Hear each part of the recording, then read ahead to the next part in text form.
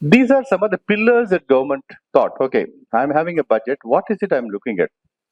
One is the sustained growth. You have to have the foundation should be good. There should be people centric because if the country is growing, people are poor. We call it a Gini coefficient, where there is a kind of a rich and poor differences. If it is more, that is also not good for you. So you need to bridge the gap between the rich and poor. People also should benefit out of the growth of the country. So that is where they want the people-centric development. And the trust-based governance. This is one of the important thing in the budget. Trust means, people should be trusted. If you look at the tax department specifically, earlier we were selecting cases to verify, investigate, and try to put the industry or the corporate with a lot of scrutiny. Now those things have come down. I trust you. 99.9% of what you file, I accept it.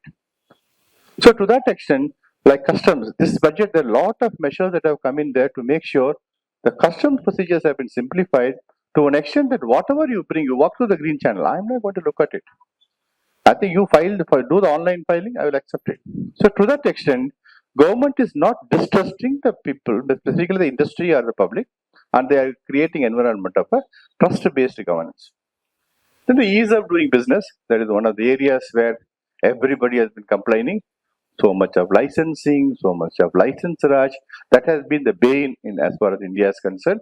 To that extent, I don't know how many of you ever, anybody knows what is the position of India? So we were earlier in about 100 plus position. Now we have come to 59th position. So if you look at it, we've improved a lot in ease of doing business by way of what? Single window clearance, reducing the licensing requirements, and making sure that it becomes easy for people to start the business and commence whatever the production. Thank you.